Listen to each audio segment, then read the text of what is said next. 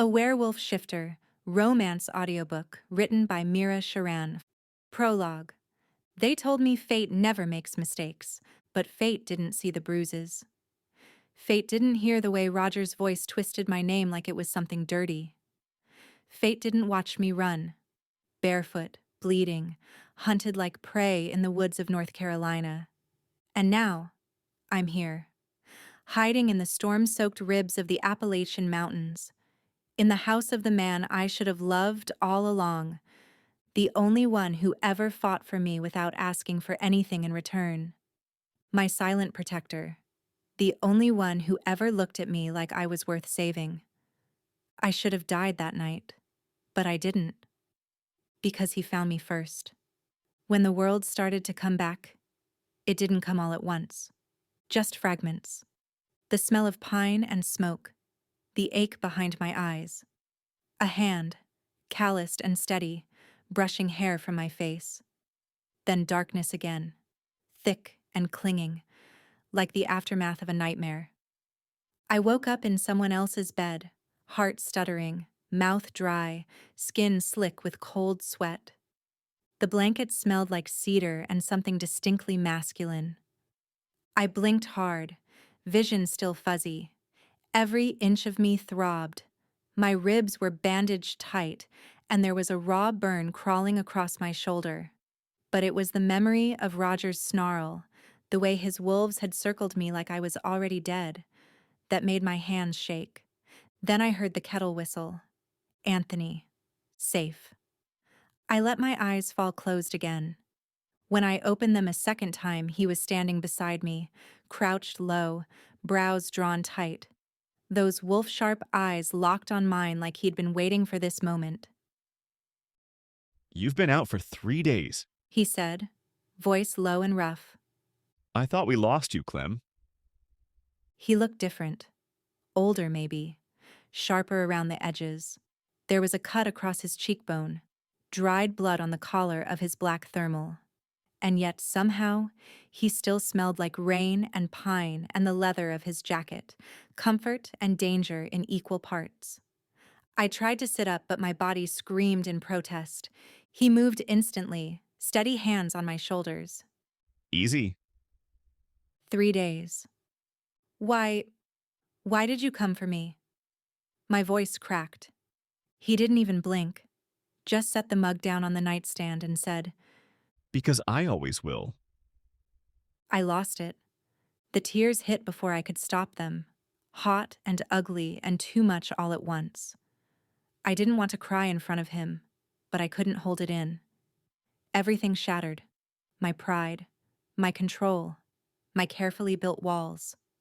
Anthony didn't flinch. He just leaned in, thumb swiping one of the tears off my cheek, with the same gentleness he used to pull me from the snow that night. No questions, no judgment. "Don't cry. He said. You're safe now.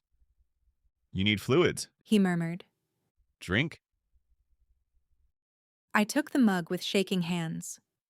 Mint and honey.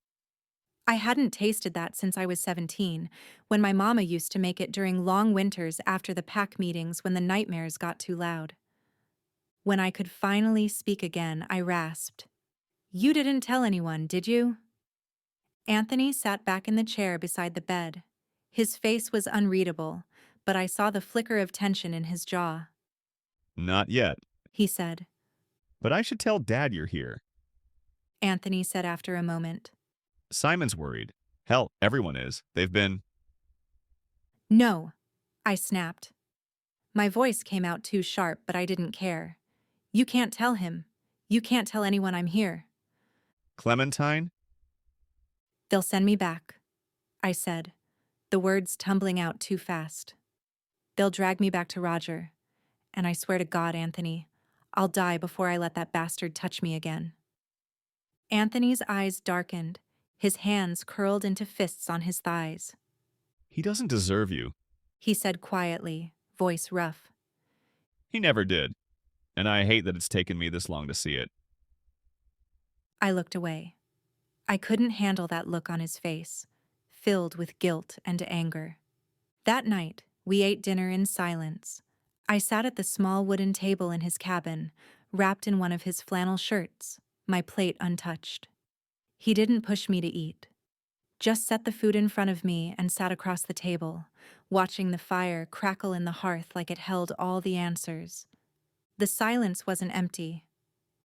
It was thick with everything unsaid, with the memory of that night, his body shielding mine in the dark, his arms holding me like I was the most fragile thing in the world, like how he looked at me on my engagement day, when Roger claimed me in front of the pack, rage written all over his face. My eyes drifted to his hands, rough, calloused, strong. They were resting on his thighs, fingers twitching like he was holding himself back from reaching for me. Then, as if something suddenly clicked in his mind, he stood up without a word and walked toward the kitchen. The bowl clinked gently on the table as Anthony set it down beside me. Warm water, clean rags, a bottle of something that smelled sharp and medicinal. The fire still flickered behind us, low and steady, casting amber light across the worn wood floors of his cabin. Let me tend your wounds. He said quietly. I hesitated. My fingers clutched the hem of the flannel shirt he'd wrapped me in earlier. It wasn't just the pain, it was the closeness. The way his voice curled low and careful around me, like he was scared I might break again. But I nodded. He pulled the chair closer and sat in front of me, sleeves rolled past his forearms, eyes locked on mine with that fierce, unreadable look that always made it hard to breathe. I slid the fabric off my shoulders slowly. The air hit my skin, cool against the raw heat of the wound. Anthony leaned in, his breath shallow. He dipped the cloth into the water, wrung it out, and pressed it against my skin. I flinched. Sorry. He murmured. His voice cracked slightly, I'll be gentle. but his hands, they weren't steady. His touch was careful, deliberate, but there was tension in his fingers, a tremor that betrayed what he was holding back. Anger, guilt. Something else, too. Something quieter. There's more. He said, voice low. I need to clean the rest. I stood meeting his eyes, and for the first time, I wasn't scared to let someone see me. I pulled the fabric of my shirt down over my chest, letting it fall in folds at my waist, baring myself, not just to his hands, but to his eyes. My skin prickled under the cool air, but the warmth of his eyes made me forget the chill. He swallowed hard, eyes tracing over me, tracing every wound like he was memorizing them, grieving each one. He didn't look away, but he didn't devour me either. His gaze moved slowly, measured, reverent, not lustful, just quiet, like seeing me hurt was killing him. He reached for another rag, soaked it, wrung it out with shaking hands, and started to clean the cuts across my ribs, my side, the back of my arm. His touch was precise now, controlled, practiced, but not cold. Each press of the cloth burned hotter than the last. I didn't realize I was holding my breath until he said, Turn around. I hesitated, then turned. The silence behind me stretched. I felt it before I heard him move. The sudden sharp breath. The way the air in the room shifted. His fingers hovered near my skin but didn't touch. And when he finally spoke, his voice was a low growl, thick with something dark. This bruise. I turned just enough to glance over my shoulder. His brows were pulled together, jaw clenched hard. He was staring at the bruise on my collarbone, deep, purplish black. The reminder of Roger's rightful claim. That mark. He said again, quieter this time. That wasn't from the wolves. I swallowed. No, I whispered. That was Roger. He went still, dead still. The wolf in him surfaced just under the skin. I could feel it. Rage rising like heat off pavement. Not the kind that exploded. The kind that simmered, slow and deadly, coiled around his spine, waiting. He didn't speak, just reached for the cloth again and kept cleaning my wounds like his hands weren't shaking, like his breath wasn't ragged, like he wasn't 2 seconds from losing it. When he was done, he knelt there for a long moment, the rag dripping red into the bowl between us. I slowly turned back around and reached for the shirt, pulling it back over my arms. "Thank you," I whispered. He nodded once, not like it was nothing, like it wasn't enough. Later, he offered me the bed. I'll take the floor. He said, like it was obvious. "Anthony." Don't argue with me. Just rest. You need it. So I curled into his sheets, soft cotton, smelling faintly of pine and leather and him, and tried to shut my eyes. But I couldn't sleep.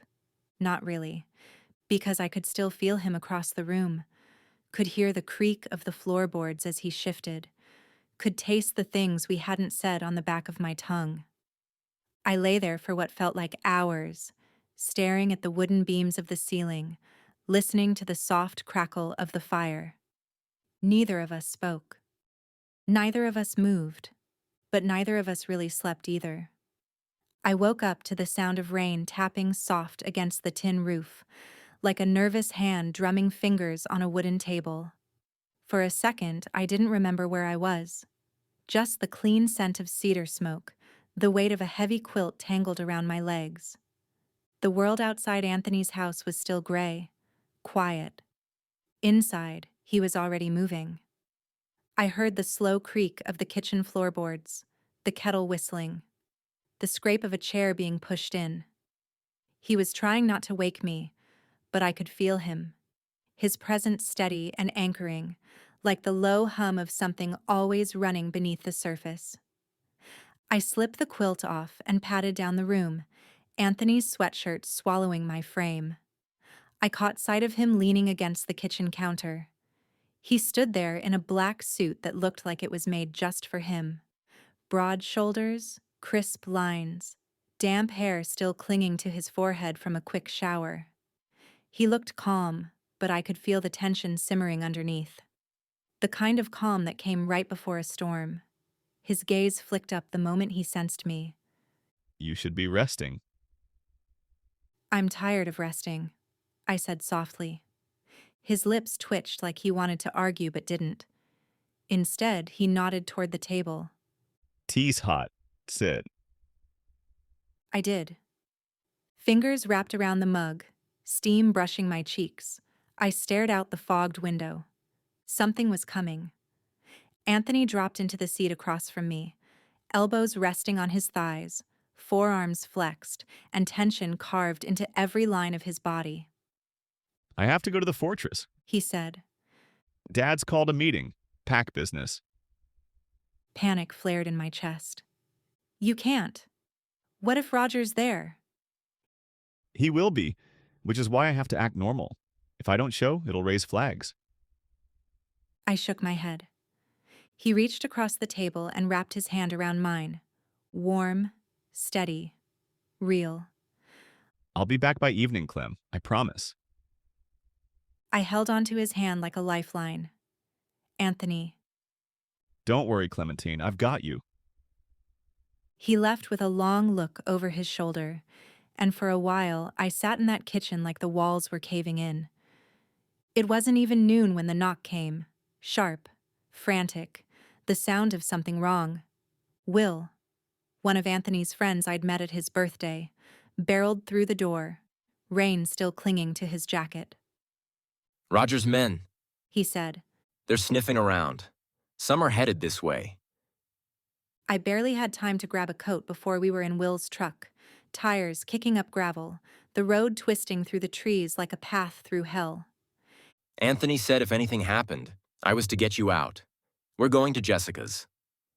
Jessica's cottage sat tucked against a mossy ridge. Ivy crawled up the stone chimney, and wind chimes whispered in the breeze like secrets you weren't meant to hear. She opened the door before we knocked, wearing leggings and an oversized hoodie, her long braid falling over one shoulder. She'd been kind to me at Anthony's birthday. I remembered her warm smile, her blunt jokes, the way she'd winked when Anthony wanted to cut the cake with me. Clementine, She said, pulling me into a hug. come in. Her place smelled like eucalyptus and cinnamon, cozy and worn in like she'd been living there forever. I sank onto the couch while she made tea, fussed over my bruises, and wrapped me in a thick blanket like it could protect me from more than just cold. You remember me from Anthony's birthday, right? She asked gently. We danced like idiots to Fleetwood Mac? I smiled weakly. Yes, I do. Well, I am from Silver Moon Pack, daughter of Beta and Will's fiancé. Anthony called twice, once to check if I'd eaten anything, once to say he was building a safe house, small, off-grid, deep in the woods. You'll be hidden. He said, I'll come for you by nightfall. but it wasn't the words that broke me. It was the sound of him, tired, fierce, worried. I could hear how much he hated being away, how much he wanted to come back. And even though he didn't say it, I felt the weight of everything he didn't say pressing into my chest. By dusk, the sky was bleeding orange through the trees. I sat on Jessica's porch swing wrapped in her biggest sweater, watching the wind stir the fog. Then I heard the hum of the car. Anthony. He stepped out of the driver's side, boots crunching gravel, coat still soaked from the rain. Will was beside him, scanning the trees, already on edge. Jessica opened the door. She's staying with me. She said, arms crossed. No. Anthony said firmly. Roger won't think to check. He knows about you and Will. Anthony snapped, then softened his tone. If he finds you, he finds her. Jessica looked at me. Jessica, I said, if he hurts you because of me? She pulled me into a hard hug. Then break his damn nose next time, yeah? I gave her a small smile. Deal. The ride back was silent. Anthony drove like he had something to prove, knuckles white around the wheel, eyes flicking to the rear view like he expected headlights to come barreling after us. The new cottage sat deeper in the woods, one bedroom, wood stove, no one around for miles. And when he opened the door and let me inside, something in my chest cracked wide open. This place is...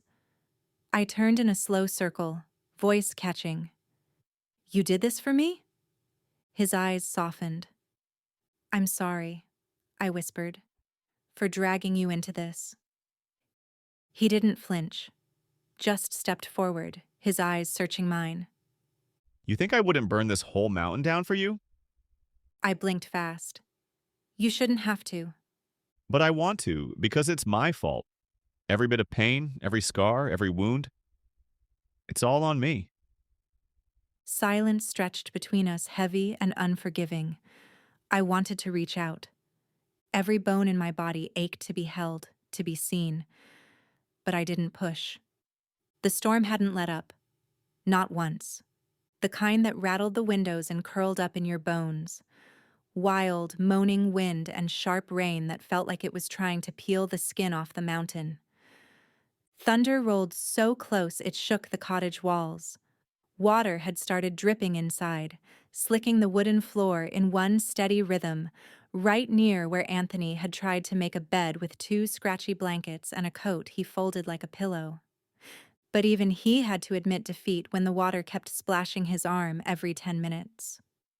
Just get in the damn bed, I muttered into the dark. He hesitated at first. Typical Anthony, hesitant when it came to anything that might make him feel good, like comfort or warmth, or me. But finally, the mattress dipped behind me. I scooted as far to the wall as I could go, hugging my knees to my chest. The blanket did next to nothing to fight the chill. My toes were like ice, my skin clammy with cold, my thoughts loud and messy. We lay there like strangers, backs turned, silence louder than the thunder outside. And still, all I could feel was him. His body heat, the slight shift of his weight with every breath. The restraint. God, the restraint. Pouring off him like he was hanging on by a thread. Like one wrong move would break him in half. I hated it. I hated how much he still tried to hold himself back, as if wanting me, needing me, was some kind of crime. My body ached, not just with the heat pressing at the edges of my skin, but with something deeper, emptier, something that had nothing to do with the bond and everything to do with the fact that this was the one place in the world I felt safe. And even that safety came with conditions. I shifted, just a little.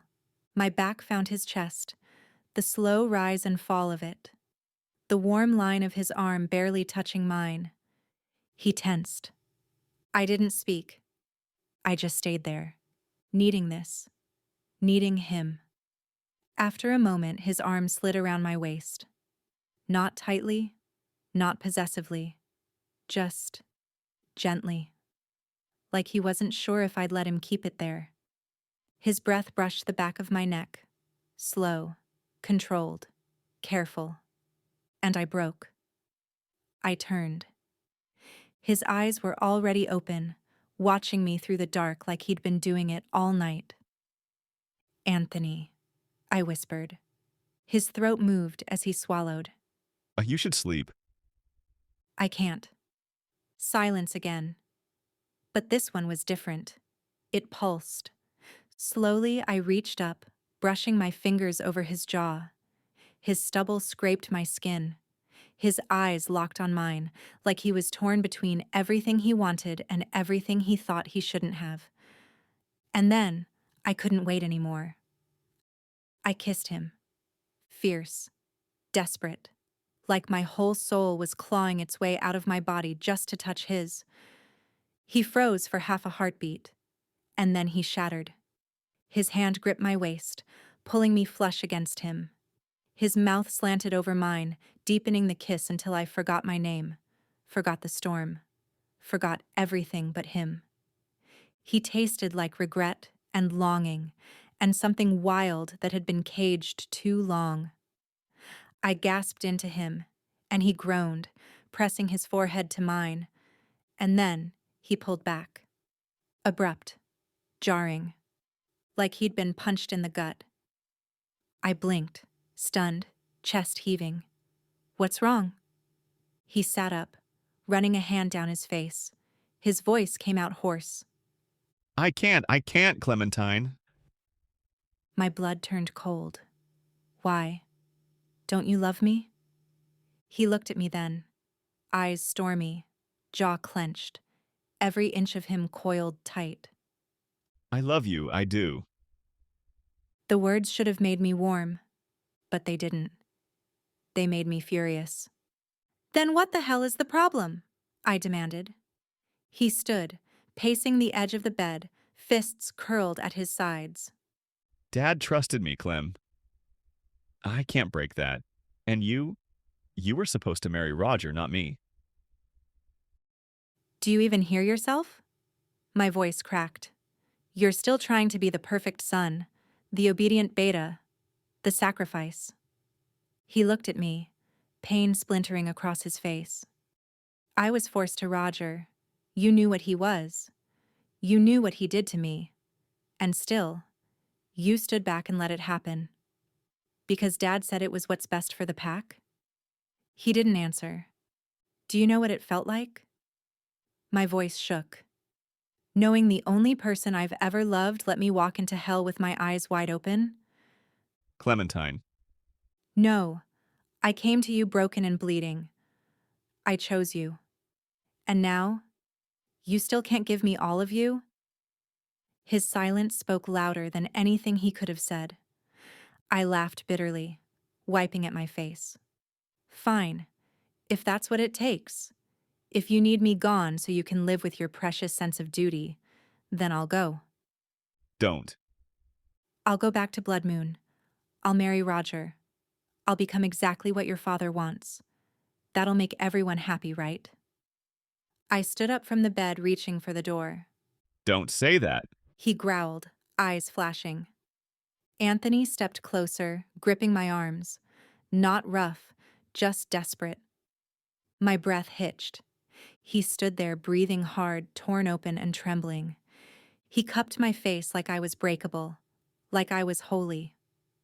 The pads of his thumbs brushed just under my eyes, catching tears I didn't know I'd let fall. His forehead leaned into mine, and he let out a breath so shaky it stirred the strands of hair falling into my face. You've always been my choice. He whispered. I just didn't know if I deserved you. I stared into his eyes. Those familiar, stormy blues that had haunted my dreams steadied me when no one else had, and let the ache in my chest spill out. You don't, I whispered, my voice low and trembling. But I didn't pull away. I couldn't. You really don't. He flinched at my words. And then it happened. That last fragile thread of control snapped. His mouth was on mine the next second, crushing, claiming, crashing into me with years of buried need. It wasn't like a fairy tale, not like a dream. It was like a man starving. Like a man who'd waited too long, burned too hot, held back too much. His hands found my waist, pulling me into his lap as he guided us to the edge of the bed, our breaths uneven, our bodies tangled. I felt the soft brush of his stubble, the heat radiating off his chest, the way his fingertips trembled as they gripped my hips. His thumb swept across my cheekbone as he reached for a cloth resting on the nightstand. His eyes didn't leave mine. "What's this?" I asked, heart pounding as I stared at the soft fabric in his hand. I want you to feel every bit of me. He murmured. No distractions. Just you and me. I laughed, nerves fluttering through my chest. I never thought you were this creative, I've had a long time to imagine this. he said, tying the cloth gently over my eyes. I want every version of you. Every way I can have you. The world went dark, but everything else came alive. His fingertips skimmed along my jaw, his breath warm against my shoulder. He kissed the slope where my neck met my collarbone, slow and reverent, then lower, tracing the edges of my shirt with his mouth. I shivered, body humming like a live wire. His hands were calloused but gentle, unbuttoning me one piece at a time like I was something to be unwrapped and worshipped. When the fabric slipped from my skin, I could feel his gaze tracing every inch of me, even in the dark. It made me shy. It made me bold. My heart beat loud in my chest like it knew we'd crossed a line we couldn't come back from. You are beautiful, beautiful than I imagined. He whispered against my collarbone, tasting every inch of my skin, mouth dragging slow, lingering kisses down my chest, across the soft dip of my stomach. I gasped, whispering his name. Anthony, I've dreamed of this, he said, voice shaking with need. but nothing compares to this. I could feel his need in the way his hands trembled, in the way his chest rose and fell against mine like he couldn't catch his breath either. Slowly, he guided my hands to his shirt. I tugged at his shirt, my fingers clumsy, tugging it up over his head. He caught my wrists mid-motion, steadying me. I'm all yours, Clem. He said. You don't have to be afraid. My heart swelled and clenched all at once. I kissed him again, slower this time. My lips brushed along his jaw, then down his neck. He groaned softly, his hands finding the small of my back as my lips moved over the hard lines of his chest, trembling each inch of muscle, each scar, each part of him that was no longer just a fantasy. Slowly, I sank to my knees. My hands shook as I reached for his belt, fumbling with the buckle. His fingers threaded through my hair, holding on like he needed the anchor. He groaned, head tipping back, breath catching, completely undone by the moment. Come with me. He said, lifting me into his arms. He guided me gently onto the bed, turning me onto my sides. He then curled around me from behind. My back pressed to his chest, and his arms circled my waist, hand settling right under my ribs like he was holding something fragile. My breath caught when his fingers slid up, grazing the soft curve of my chest, his arms circling my waist, anchoring me. Are you comfortable, Clem? He asked, voice low against the shell of my ear. I nodded, lips parting on a silent gasp as he molded himself to me. His hips pressed into mine, just enough to let me feel him there, thick, aching, and desperate, but still holding back. My legs tangled with his, knees falling open in invitation. He moved against me, slow at first, agonizingly slow, like he didn't want the moment to end. His arm tightened around my stomach as he rocked into me, inch by inch, our bodies finally becoming one. It wasn't just about the bond. It wasn't about claiming or needing or destiny. It was about us. Years of longing all poured into the quiet rhythm of our bodies, the slow grind of hips, the shuddering breaths, the heat that built, burned, and bloomed between us. His name spilled from my lips again and again, like a prayer I'd carried inside me since I fell for him. He whispered mine too, over and over, like it was the only word he'd ever need again. As we neared the edge, his pace quickened. His movements became more frantic, more desperate, more sacred. I moved with him, gasping against his skin, grounding myself in the curve of his neck. The way his hands trembled gave him away. When it was over, he rolled us gently, bringing me onto his chest. My blindfold slipped loose and fell beside us.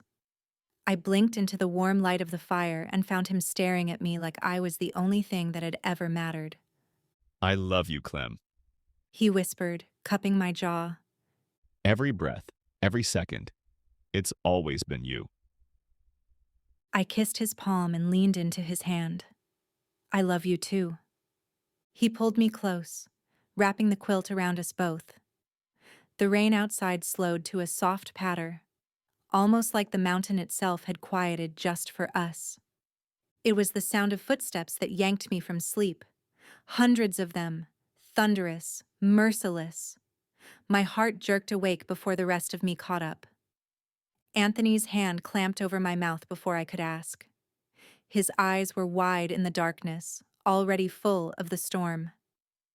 They found us. He whispered. I blinked into the dark, disoriented, the blankets tangled around my legs like seaweed. My bones ached, my mind foggy with sleep, but I heard it too now. Men, shifters, close. A storm of them rolling through the trees like a wave crashing toward us.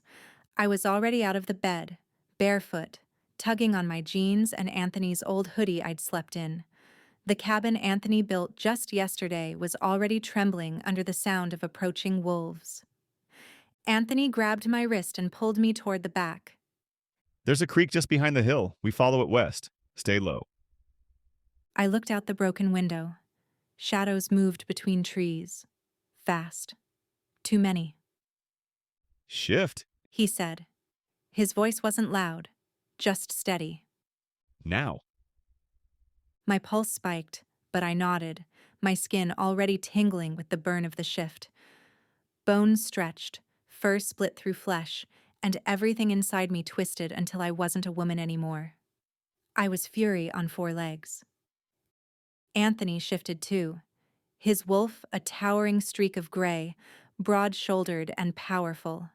He looked back once before leaping through the creek, splinters flying. I followed. The forest swallowed us whole.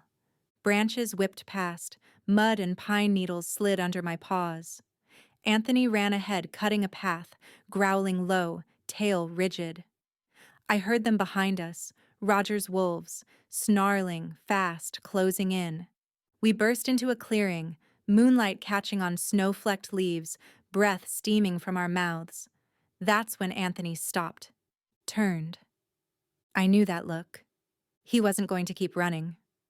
He launched himself into the oncoming pack without a sound, a blur of muscle and rage. The first wolf didn't even see him coming. Anthony slammed him into a tree so hard the bark cracked. The next lunged and he twisted midair, biting down hard. I froze. For just a second. And then, a gunshot cracked the night. I heard it hit. Flesh. Not bark. Anthony yelped. I turned, snarled, and lunged. My wolf collided with one of the men, my teeth sinking into his forearm. He screamed. I didn't let go until his blood stained the snow, and the others hesitated. Anthony's wolf was limping now. I moved faster, dragging him with me until we found shelter. The abandoned cabin was tucked between two old birch trees. It looked like it had been forgotten for decades. Roof half caved in, door hanging on one hinge, but it was shelter. I shifted back first, body bare, steaming in the cold night air. I caught Anthony before he collapsed, his blood warm against my palms. He was shaking, his skin pale, sweat beading at his temple. "Lie down," I whispered, pulling him inside. He didn't argue, just clutched my hand like a lifeline. I found an old blanket, dusty but dry, and covered us both. The wind howled outside, but the cabin walls held, barely. Anthony reached for me. His hand was slick with blood, trembling. You protected me. He said, voice hoarse. His eyes were shutting now. Panic surged through me as I pressed both palms against Anthony's chest, trying to keep him from slipping any further. My hands were slick with his blood, too warm, too much. I couldn't stop shaking, not from fear. No, that left me hours ago, but from the sheer weight of holding him together. His body was soaked through, sticking to his skin in dark, heavy patches, and the wound in his shoulder pulsed with every beat of his heart. A ragged breath tore out of him as he gritted his teeth. "Stay with me," I whispered, brushing his sweat-soaked hair off his forehead. "Please, just keep your eyes open." He chuckled, but it sounded like gravel in his throat. You, bossy as ever. "You're bleeding through your damn soul, Anthony. You don't get to joke right now." My wolf was still beneath my skin, growling low, but I held her back. She wanted to rip the world apart for him, but all I could do right now was keep pressure on the wound and pray my voice could anchor him. I fumbled for my phone with bloody fingers, cursing under my breath as I tried to unlock it. Jessica, she'd know what to do. She had to. When her voice answered, I nearly sobbed. "Jess, it's me. Anthony's been shot. He's not doing good." Where are you? "In the woods, somewhere west of Craggy Gardens. Old cabin. Near the fire tower, I think," We're coming. she said without hesitation. Hold on. The call ended, but the quiet didn't feel peaceful. It felt cruel. Anthony's head lolled toward me, his lashes sticky with sweat. You're safe, right? I swallowed hard. "Don't worry about me. I'm not the one leaking like a busted pipe," Still, had to be sure. he mumbled, eyes flickering shut. I grabbed his face. No, don't you dare close your eyes." He smiled faintly. You're beautiful, even with blood on your cheeks. "Anthony, shut up." But my heart cracked open wide. I remembered this one time, when I wore something uncomfortable, one of those outfits Roger picked out. He just tossed his jacket over my shoulders, smiled, and said, There, now you won't be uncomfortable. that was the kind of man he was. Always taking the hit, always putting himself last. And now here he was, bleeding out on the floor of a rotting cabin because of me. My hands trembled as I looked down at his chest, torn flesh and blood. The bullet was still lodged in his shoulder. I didn't know how deep. I'd seen enough wounds in this pack war to know the difference between a graze and something deadly. "I'm gonna get it out," I said, though I didn't fully know how. He flinched as I touched the edge of the wound, but didn't cry out. His jaw clenched so tight I thought he might crack a tooth.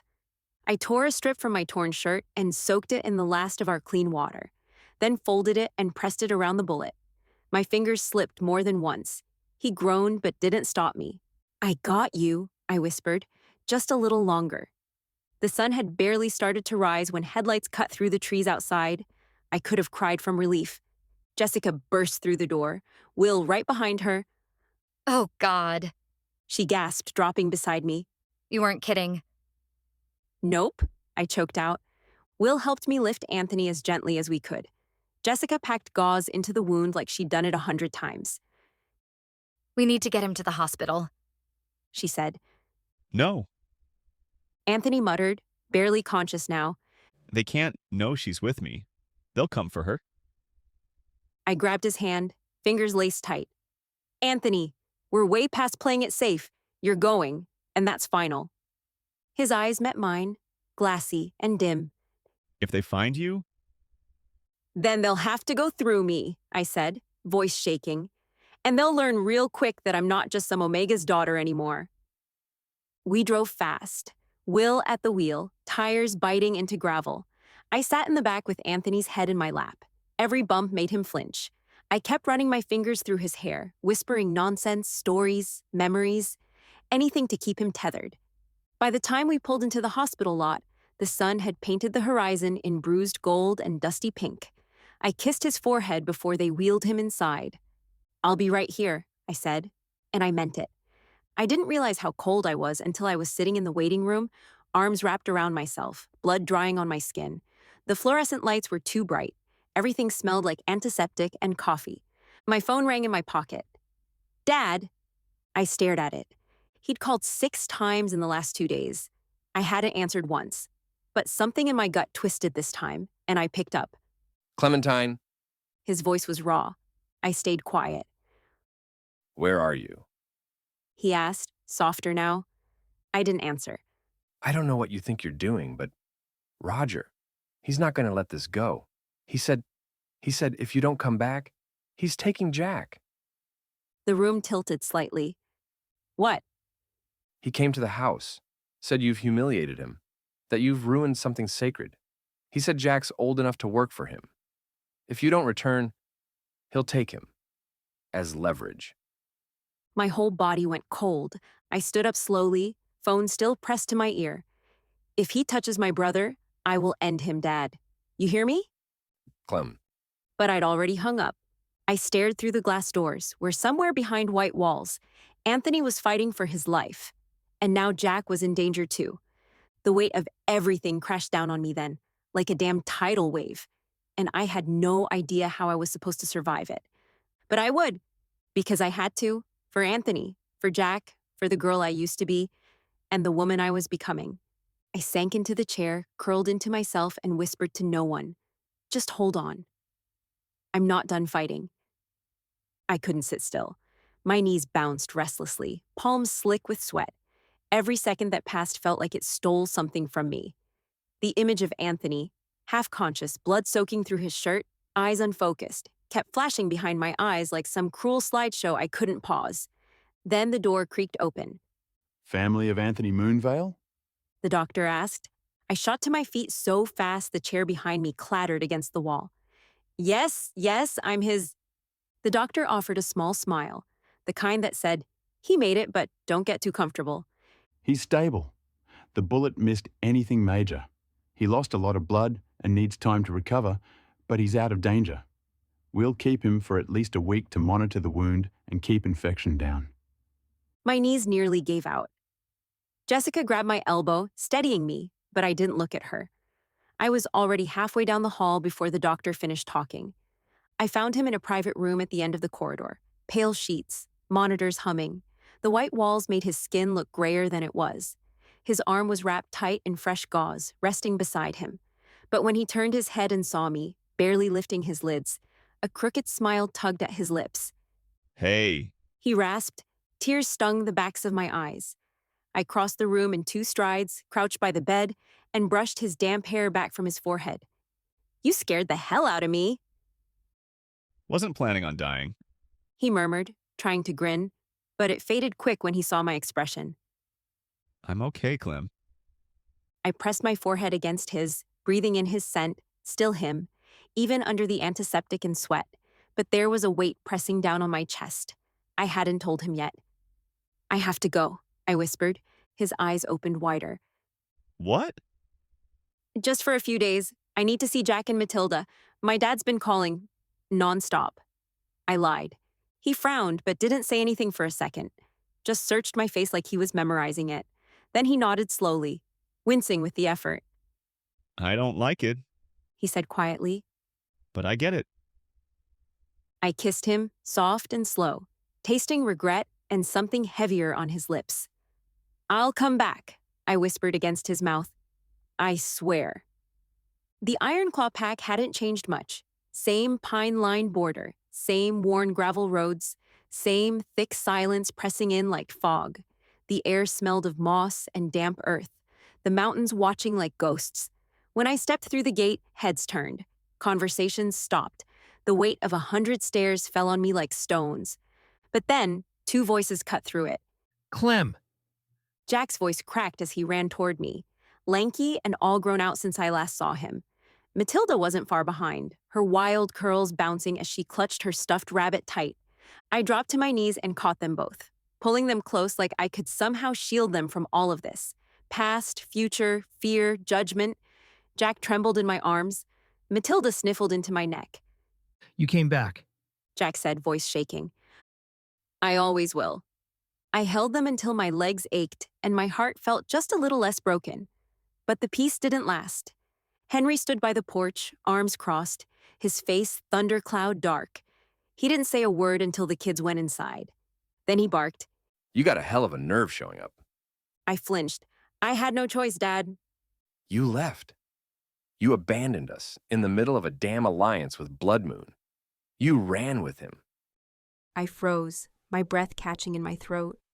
Everyone knew I'd been with Anthony. I left because Roger tried to force himself on me. He hurt me. You bet I ran. His face faltered. Why didn't you tell me before? Would you have believed me? I whispered. Silence. His jaw clenched, and something in his eyes broke. Maybe it was anger, maybe guilt, maybe the sick understanding that he'd looked the other way too long. I believe you now. He said quietly. What do we do? I swallowed hard. I'm going back. His head jerked. Like hell you are. I have to, for Jack. He didn't argue again, just looked at me like I was a ghost walking barefoot into fire. Don't do anything stupid. He said gruffly. I already did, I said, backing away. But this time, I'm doing it with my eyes wide open. The air outside was cool and thick, like it knew something was wrong. Like it wanted to wrap itself around me and stop me from walking down the porch steps. My boots hit the gravel one slow step at a time. The sun hadn't even cracked the horizon yet, but the faint gray light of dawn bled through the trees. I could hear Jack's uneven breathing behind me, feel Matilda's tiny fingers wrapped tight around mine. Do you really have to go? Jack asked, his voice barely more than a whisper. His eyes were red-rimmed, like he hadn't slept a wink. I didn't have the heart to lie. Yeah, I do, baby. I smoothed his wild curls with a shaky hand. But just for a little while, okay? Just long enough to keep him off your back. I can fight. He said too fast. I'll learn. No. I turned to him, cupping his cheek, feeling the soft roundness of his still boy face. You shouldn't have to fight for me. That's not your job. Matilda squeezed my fingers tighter. I don't like Roger. That broke me. I smiled through a tear that slid down without permission. I don't like him either. Her bottom lip stuck out. Then why are you leaving with him? That question stayed in the air, thick and heavy as molasses, and I didn't know how to answer it without falling apart. So I just knelt and kissed her forehead, whispered, because sometimes grown-ups make choices they don't want to, for the people they love. Dad stood by the porch, arms crossed, his face torn up in a storm of rage and helplessness. I met his eyes and saw a flash of the man who once carried me on his shoulders through these same woods, whistling songs from old country radio. I still think this is a mistake. He said. I know.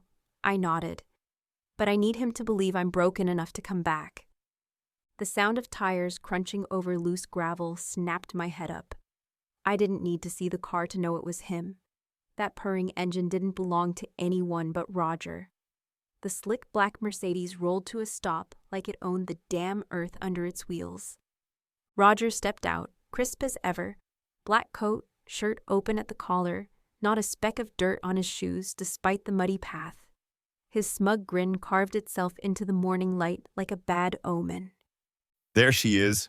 He said, arms out like this was some sweet reunion. You made me chase you all across this state, Clementine. But look, here we are. I always knew you'd come home to me. I swallowed hard. My tongue felt like sandpaper. You didn't find me, Roger. I came to you. His smile twitched. Of course you did. You're smart enough to know who you belong to. I didn't say anything, just turned and hugged Matilda one more time, whispered something soft only she'd hear. Then I held Jack like I wouldn't get another chance, because maybe I wouldn't. Roger leaned against the car with the door open. Let's not drag this out, sweetheart. I got places to be. I turned back once, just once, to look at my family, the only real thing I had left. Henry gave me a nod, not of approval, but of understanding. He couldn't stop me, but he could witness it. I slid into the passenger seat beside Roger, the leather cold under my legs. My hands fidgeted with the hem of my coat, trying not to shake. He didn't say a word for the first few miles. Just drove with that stupid, satisfied smirk on his face, like he'd won some kind of prize. His fingers drummed against the wheel to the beat of a song only he could hear. You really thought you could run off with that mutt? He asked finally. Anthony, that beta who had no charm, no power of his own, one who lives on the crumbs of others. I glared at him, biting the inside of my cheek. My pulse ticked fast in my throat. You still love him? Roger asked, voice slick as oil. I didn't answer. What was the point? He laughed, low and bitter. You know, Dad's been wondering where you went. I haven't told him yet. But I could. Just one call. You disobey me again, and that mutt of yours? He'll wish he died in that cabin. I turned to him slowly, met his eyes dead on. And what if I don't disobey? What if I play the role you want? Would that make you happy? Roger leaned in, too close. It would make you safe. And Jack, too. That was the knife in my chest, right there, the reminder. I looked away, pressed my forehead to the cool window glass, and watched the trees blur past like ghosts. Inside, I was burning up, torn in two. Anthony's voice echoed in my head. I won't let anyone hurt you again, Clementine. But I was going back into the fire, for Jack. And somehow, I'd have to survive it. The iron gates creaked open with a heaviness that matched the pit in my stomach. Roger's hand was pressed firm to my lower back, guiding me through the stone archway like I was his prize, his possession. The Blood Moon Fortress looked like something out of a twisted fairy tale. High towers kissed the low clouds, ivy crawling like greedy fingers across every surface. Inside, it smelled like polished wood, old secrets, and a hint of something darker beneath the surface. I wore a beautiful sky blue gown, stitched to make me look like a Luna, polished and perfect. But underneath it all, I still felt like a broken beta's mate, like no amount of silk could hide the cracks. The chill from the car ride hadn't left my skin. I pulled my cardigan tighter around me, trying to hide the trembling that never seemed to stop anymore. Roger walked like he owned the damn world, his fingers grazing the edge of my hip in a way that made my skin crawl. And then, warmth. Lady Eleanor stood at the base of the grand staircase, her silver hair twisted up into a crown braid, eyes sharp but strangely soft. She smiled as if we were long-lost friends. Clementine, welcome home. Isabella flanked her side, chin tilted, her smile more reserved but not cruel. Not what I expected from the girl who once laughed at me for being an Omega. Something was off. Simon stood near the fireplace, arms crossed, but not angry, just tired. You should have told me you wanted to visit your family, he said, voice light, like we were catching up over coffee. He had no idea I ran. Relief washed over me. Simon didn't know. I gave a stiff nod, my heart pounding. It was sudden. He didn't question it, didn't press. And I hated how relieved I felt, even knowing this whole place was a damn lion's den. Roger leaned close, whispering in my ear. Dad don't know, and he won't, unless you give me a reason. His breath was hot. It smelled like whiskey and something rotten underneath. I didn't answer. I just kept walking. Up the spiral staircase to my room. It was bigger than the cottage Anthony built with his bare hands, but it felt empty. The bed was too clean, too stiff. The curtains were red velvet, drawn open to show the full moon high above the mountains. I kept staring at it, arms folded across my chest, wishing I could rip myself out of the skin and run. But I didn't shift. I stayed human, because humans bleed quieter. Later that night, the door clicked open. I didn't turn. I didn't need to. I could feel him before he spoke. Roger's presence was heavy. He closed the door behind him like he had all the time in the world. I missed you, He said, voice syrup slick but laced with steel. You look beautiful in my house. I didn't respond. My arms stayed crossed. He came closer, the scent of his cologne clawing at my nose. His fingers brushed a curl off my cheek, then cupped my face. I flinched, cupped my face. And he kissed me, hard, mouth greedy, no warmth, just power. I gasped, pushing him back with both hands. My heart thundered in my ears. Roger wiped his lips, jaw twitching. Don't disobey me, He muttered, grabbing my wrist and pulling me down to the edge of the bed. You know what I'm capable of. I sat, legs stiff, hands clenching the bed sheets. His hand slid down to my thigh, slow, possessive, like he was carving his name into my skin. Every instinct screamed at me to tear his throat out. My wolf was clawing just beneath the surface. But I stayed quiet. Because Jack. Because Anthony. Because too many lives would fall apart if I made a single wrong move. Roger leaned in close. Tomorrow, He said. You'll wear the Luna's mark. I'll parade you through the courtyard, let the whole pack see who you belong to. He chuckled low, cruel. And after the ceremony, after I take my alpha oath, we'll be married in 3 days. 3 days. He was rushing it, not because he loved me, but because he feared something. Anthony. He was scared of Anthony. That thought gave me the first flicker of hope I'd felt since stepping foot inside this place. When Roger finally left, I locked the door, backed up until I hit the wall, and slid down to the floor. My hands were shaking. I stared at them, at the dried blood still crusted under my nails from the night in the woods. I missed Anthony's scent, pine and smoke and warmth. I missed the way he always looked at me like I was something to be cherished, not conquered. I missed safety. I curled into the corner of that room, knees to my chest, and whispered his name like a prayer. Please hold on. Please come for me. My phone buzzed in my palm. Jessica. I took a shaky breath and answered. Hey.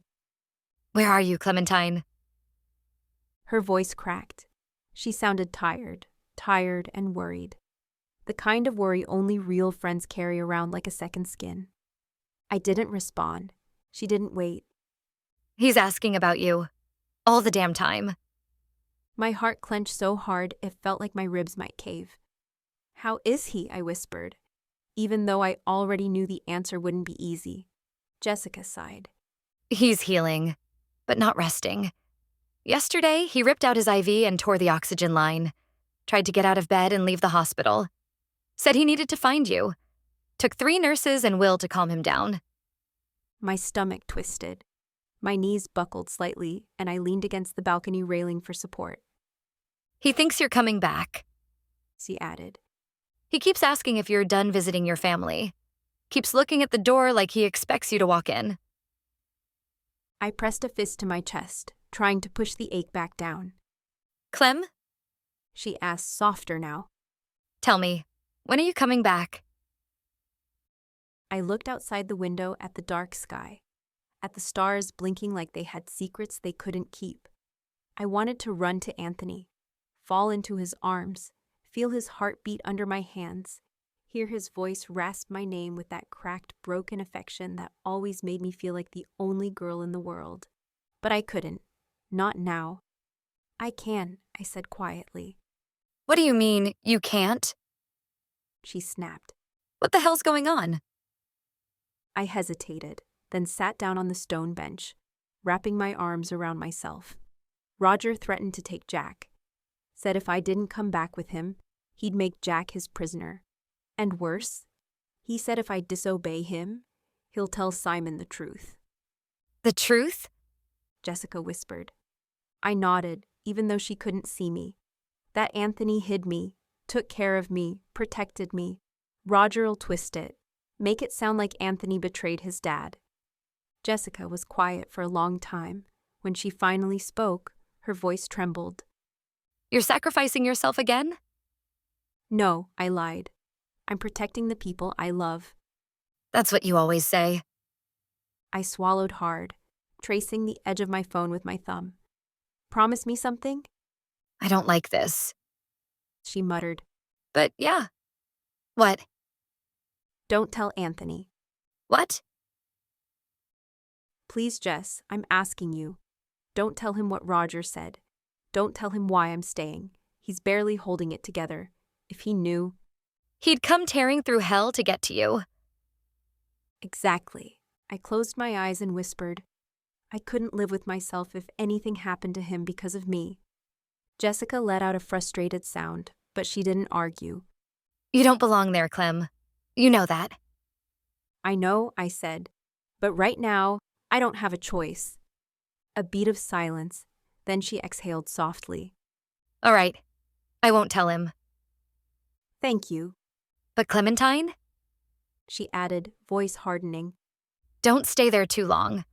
Promise me you'll find your way back. I didn't promise. I couldn't. After we hung up, I sat there for a long time. The cold stone seeped through the fabric of my leggings, grounding me in the present, even as my heart drifted somewhere else. Back to the cabin, back to Anthony, back to the way his fingers brushed mine when he handed me water, like the smallest contact between us still meant everything. Back to the way his eyes never looked away, even when I was bloody and furious and full of doubt. He saw me, all of me, and I'd left him anyway.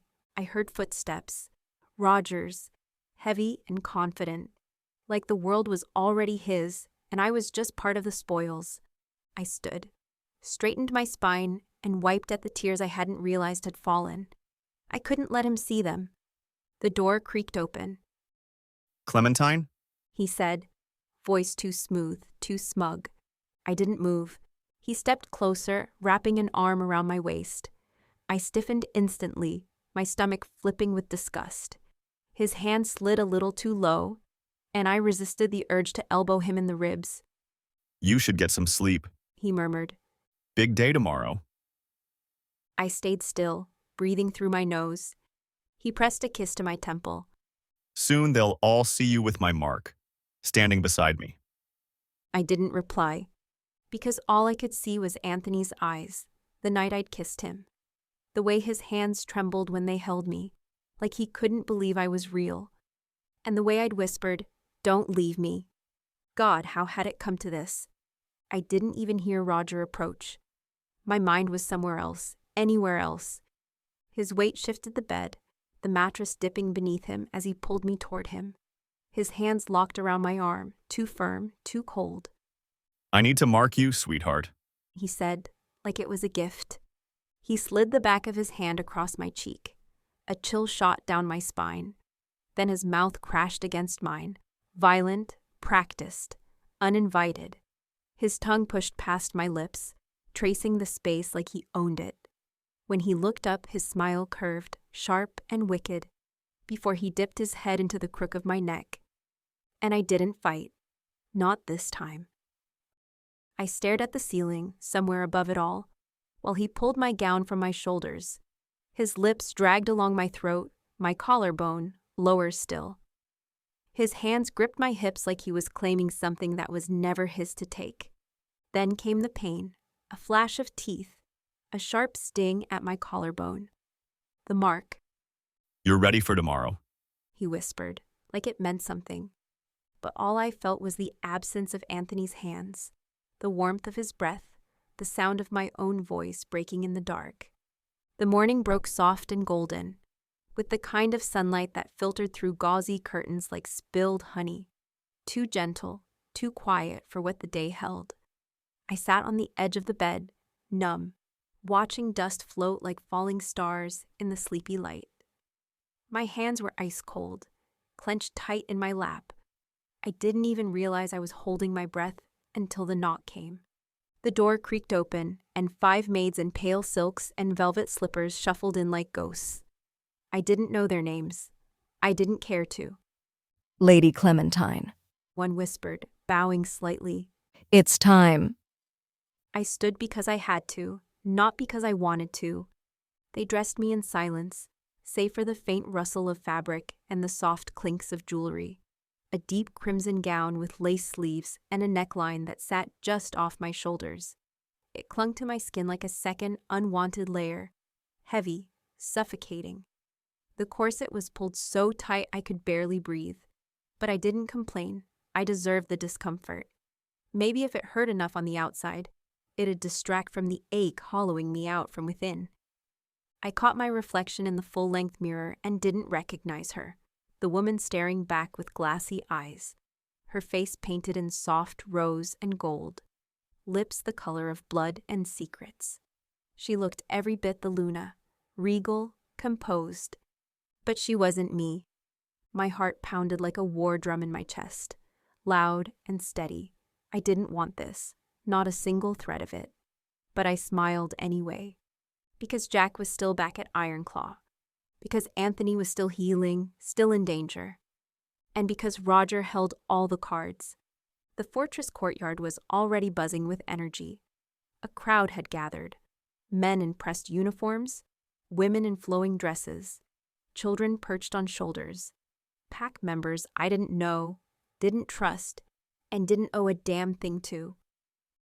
Then I saw him, Roger, standing tall beside Simon, smug as ever in a tailored black suit.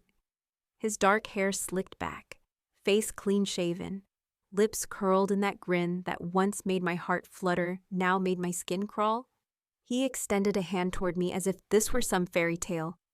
You're late, sweetheart. He murmured when I reached him. His fingers grazed mine, cold and possessive. But you look stunning. Worth the wait. He pulled me to his side like a trophy, his grip tightening when I flinched. My stomach turned.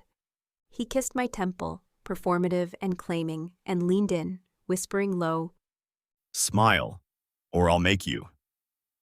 So I did, not for him, for Jack, for Anthony, for the lies I had to wear like armor. We walked through the cheering pack, his hand heavy on my waist, thumb rubbing slow circles that made my spine lock up. The Luna mark glinted on my collarbone, still fresh, still foreign. My eyes burned with unshed tears. They cheered louder. I felt smaller. We stepped onto the dais, and the ceremony began. Simon stood off to the side, already half forgotten by his pack. Roger soaked it in like a man starving for power, chest puffed, voice booming, the perfect politician. He recited the oath like he'd been practicing in front of a mirror for years, which he probably had. When it was done, he turned to me, both hands gripping my waist. I give you your new Alpha. He shouted to the crowd. And your Luna. More applause, cheers, howls of approval, and I stood there, trembling in his hold, every muscle tight as wire. Later that afternoon, I sat alone in my new room, Roger's room, now mine too, apparently. The scent of him clung to everything, his cologne, his arrogance, his damn ego soaked into the sheets. There were knockdowns in my chest I hadn't named yet, regret, guilt, longing. I wanted to rip this dress off, scrub my skin raw, scream until my voice gave out. Instead, I laid down on the cold side of the bed, facing the wall, clutching the pillow like it was the only thing holding me together. I thought of Anthony, of his smile, crooked and rare, but real. The way his hand would linger at the small of my back, like he couldn't bear not touching me.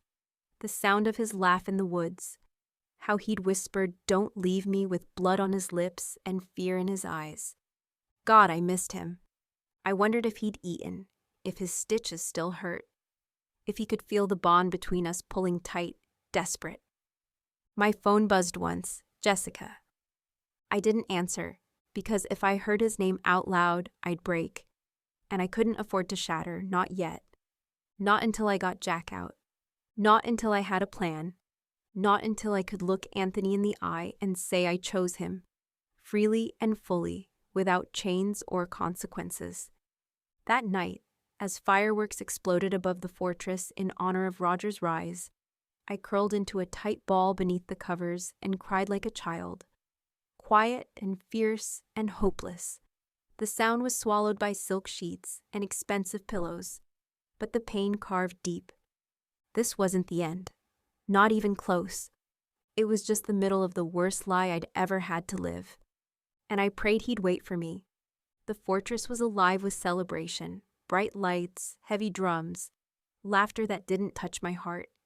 The air was thick with flowers and lies.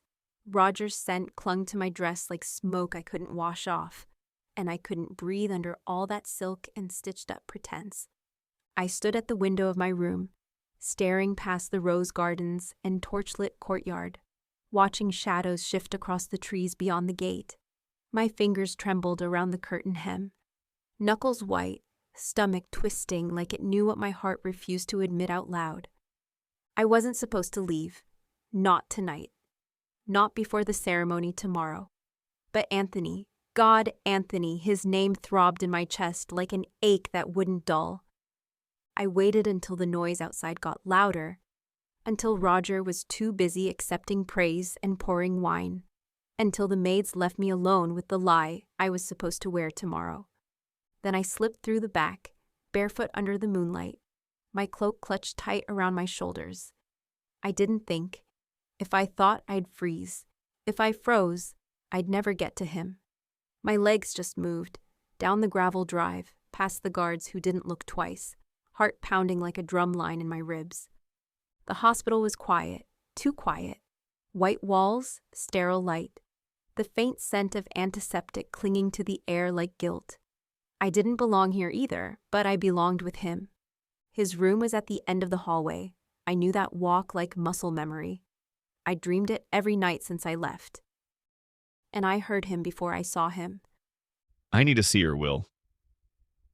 Anthony's voice was rough, tired, thinned out like an old rope ready to snap. She'll come back, Will said, but his voice lacked conviction. Anthony scoffed. That's what you said yesterday. What if something happened? What if she's in trouble and I'm stuck in this goddamn bed? I stepped in before Will could answer. The moment Anthony saw me, everything stopped. His eyes locked on mine, and I swear his whole body softened. Shoulders sagged, jaw unclenched, breath caught halfway out. It was like watching a storm calm down in real time. He looked wrecked, pale, tired, still hooked to tubes and wires. But his eyes, those stormy blue eyes that always saw right through me, they lit up like sunrise. And something in my chest just broke. Clementine. My name fell out of his mouth like a prayer. I didn't say a word. I crossed the room in 3 long strides, dropped my cloak, and kissed him. Just kissed him. He kissed me like he was drowning, like he'd been starving, like my lips were home. His hand found my waist like it always had, fingers splayed and trembling, like he needed to make sure I was real. I slid my palms up the side of his jaw, feeling the stubble there, soft and rough all at once. His mouth tasted like regret and salt and relief. His kiss was slow at first, almost hesitant, but then deeper, more urgent, like he'd been holding his breath and finally exhaled. You came. He whispered against my lips, forehead resting against mine. I promised, didn't I? My voice cracked, small and broken. He looked at me for a long moment, his thumb brushing my cheek like it was the only thing keeping him grounded. You came too late. I know, I'm sorry. I sat beside him, curling my knees up beside his hip. He shifted slightly, wincing as he made space for me. One hand stroking the side of his arm, slow and soft. He kept his eyes on mine like I might disappear if he blinked. I thought something happened. He said. You were gone for days. I looked down at our hands. His thumb was brushing over my knuckles, slow, tender. I just couldn't come back right away, I said quietly. He nodded like he believed me, like that was enough, but his eyes searched mine. Did something happen back at Ironclaw? I hesitated. The truth sat heavy on the back of my tongue. About Roger, about Jack, about the way I'd had to let Roger touch my back during the parade while I pretended not to flinch. About how every breath I took back there felt stolen. But I couldn't tell him, not like this. Not when he was healing. Not when I knew he'd tear out every IV and come charging through the fortress gates if he knew the whole truth. I smiled instead. Software. Faint. A lie wrapped in silk. Number just family stuff. You know how it is. He exhaled, brushing a strand of hair behind my ear. You're here now. That's all I care about. I nodded, but the weight in my chest grew heavier. He let his head fall back onto the pillow, his fingers tightening around mine as he shifted with a quiet wince. Just lay with me, please. So I did. I curled up beside him, careful of his injuries, my head resting against his chest. The steady beat of his heart beneath my cheek soothed something wild in me, like a lullaby only I could hear. I traced the edge of his bandage with feather-light fingertips, memorizing the warmth of his skin beneath mine. You mean everything to me, Clem. You know that, right? Tears burned behind my eyes. I closed them and let the ache settle deep. I kissed his hand, my lips trembling against his skin. I know, I whispered. The clock ticked past midnight. Outside, the world kept spinning. But in that hospital room, time held its breath.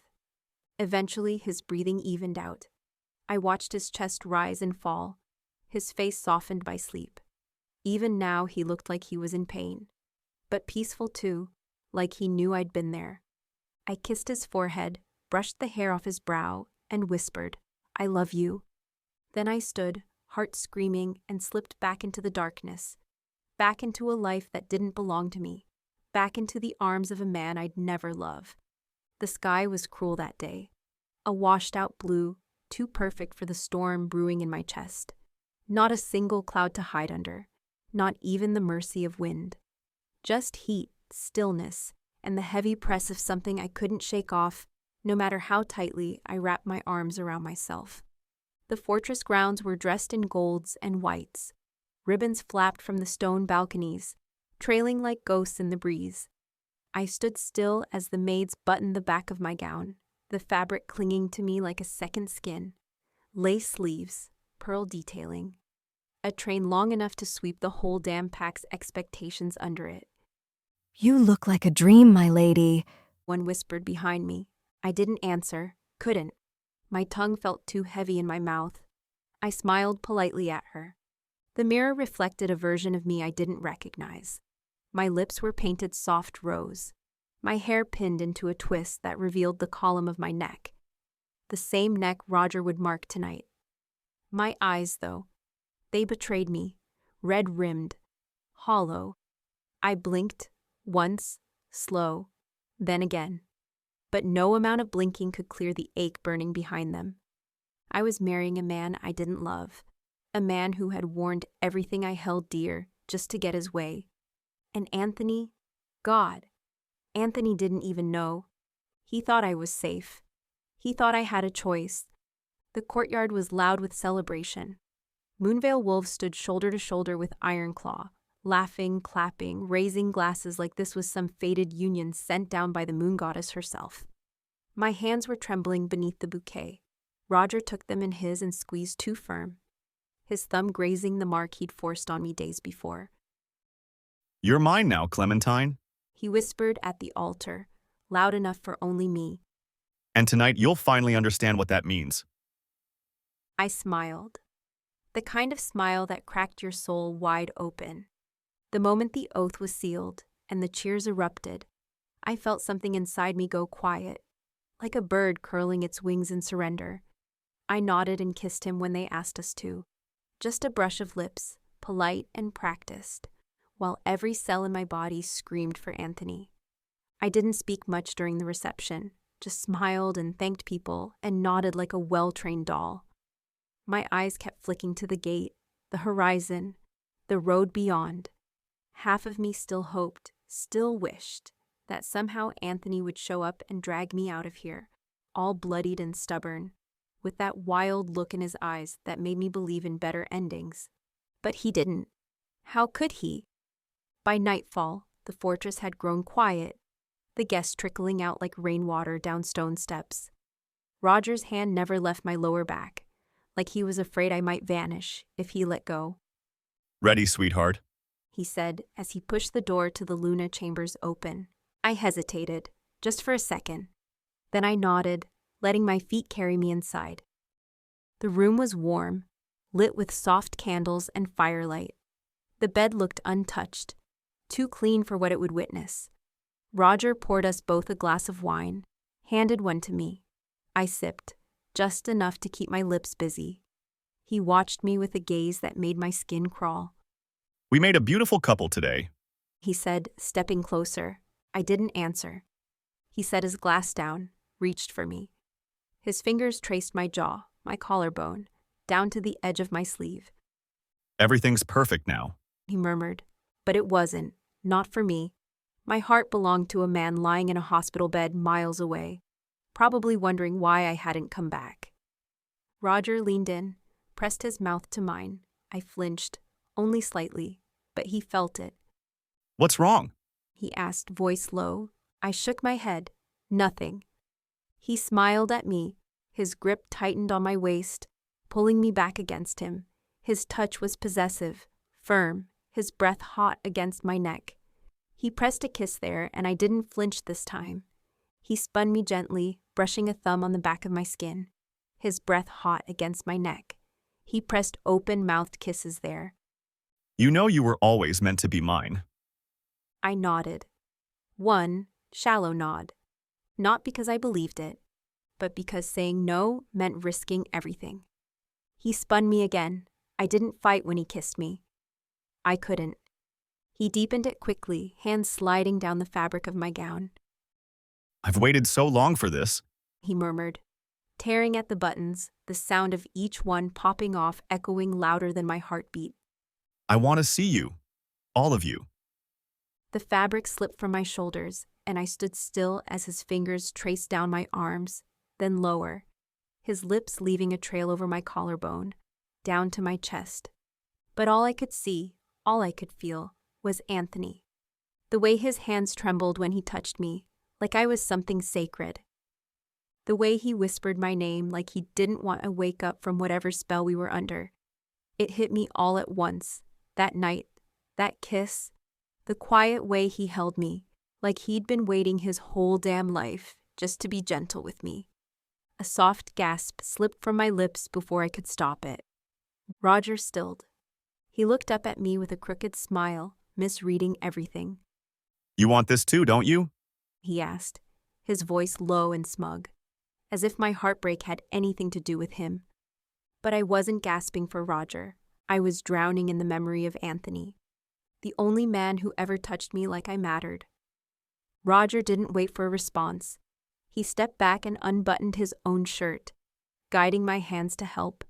My fingers moved stiffly. I barely felt the fabric, barely heard the groan he gave when I touched his skin. He guided me forward, voice low. Kiss me here. He said, pointing to his chest. I obeyed. Lower. I kissed him again, skin warm under my lips, my heart screaming louder with every breath I took. Good girl, he whispered, pulling me to the bed. The silk sheets were cool beneath my knees as he positioned me in front of him on my palms. His hands gripped my hips, rough and steady, guiding me how he wanted me. Every touch branded me in silence. He groaned against my neck as he pressed against me from behind. breathing hard. Tell me. He growled. Tell me who you belong to. I swallowed. You. Louder. I belong to you, I said. But the words felt like glass in my throat. His rhythm grew more desperate, more frantic, like he was trying to stake a claim deeper than skin, like he needed to prove something. The whole time, I kept my eyes locked on the wall in front of me, a single candle flickering on the dresser, the only light in the room, the only thing that felt real. And when it was over, when his weight finally lifted and he sighed, sated and unaware, I curled in on myself under the blanket. He drifted off beside me, just like that, peaceful.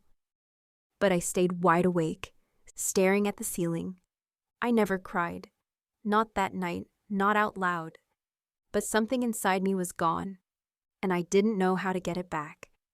And as the moonlight spilled across the stone walls, and Roger's breathing grew deep, and even beside me, I whispered into the darkness, I still belong to you, Anthony. The days blurred, not like rain or wind, not even like sleep, more like smoke, thick and hard to breathe, clinging to everything. My lungs carried it, my skin wore it, and even when I smiled for the pack, I could still taste the ash. Roger hadn't changed, not even a little. He was still the same smug I'd met months ago. He drank, loud, messy, entitled drinking. He flirted with anything that batted eyelashes his way. The maids tried not to look, but their pity was heavy, sitting in the air like damp wool. And Sarah, she wasn't a ghost from his past. She was flesh, voice, lipstick on his collar, perfume that lingered in the hallway. But I didn't ask, because I didn't care, not anymore. Whatever explanation he had, whatever excuse he'd spin, I was done holding my breath for it. The part of me that used to wonder, used to hope, it wasn't there anymore. That night was cold, unusually so for late spring. The fortress had that eerie silence where everything feels too still. Even the moon looked tired, barely hanging in the dark sky. I should have been asleep, but I couldn't. Not when I could feel the shift in the air, the kind you feel deep in your chest, like your heart already knows something's wrong before your brain catches up. Then I heard them, whispers, laughter, the sound of a heel brushing against marble, too soft to be casual. I slipped out of bed barefoot, my nightgown brushing the tops of my knees. The halls were dark, shadows flickering from the wall sconces. My heart thudded, slow at first, then climbing. Every step I took closer to Roger's wing made the knot in my stomach pull tighter. His door wasn't even shut all the way, and through the narrow gap, I saw them. Sarah was on top of him, straddling him like he was hers, and maybe, in a twisted way, he always had been. Her dress was hiked up. His shirt was torn open, chest bare. Her hand slid across his chest like she'd done it 100 times. She was kissing him desperately. Roger's head was thrown back, eyes closed, mouth parted with a breathy sound whispering her name like he'd never married me. I didn't say a word. I just turned away, barefoot on the cold stone floor, my feet stinging with each step. But I didn't cry. Not this time. What was the point? I knew exactly what he was. And the worst part? I'd tried so damn hard to change him, not because I believed he could change, but because Anthony even Dad Simon. They all thought maybe I could. Maybe I was the missing piece, but I wasn't. Morning sunlight poured in through the tall windows like nothing had happened. Like the world kept spinning, even when mine had stopped. I sat at the long table in the grand hall, my coffee untouched, hands folded in my lap. Roger walked in late, his hair still damp from a shower. Not even a hint of guilt. He kissed the top of my head like it was a habit, like I was furniture. "Why did you marry me?" I asked. My voice low but clear. No waver, no drama, just truth waiting in the air. He blinked, then laughed. Actually laughed. Because, he said, plucking a grape from the bowl. It's a disgrace to an alpha when his Luna runs off with a beta. I glared at him, heart thudding louder now. He didn't flinch. You were mine, Clementine. Always were. Always will be. His voice turned smug. I wasn't about to let the whole damn region whisper that Roger Blackthorne got left for a rogue wolf. I stared at my ring, gold, heavy, cold. I didn't run with Anthony, I said quietly, my voice steady. I ran from you, remember? The night you humiliated me, told me I belonged on your knees? He popped a grape into his mouth and chewed like it was some kind of joke. Sweetheart, He said, smirking. you ended up running straight to Anthony. He said, with that smug little tilt to his head. No one's going to believe you were running from me that night. He leaned in, voice low and full of something sharp. I wanted you. I needed to get my pride back.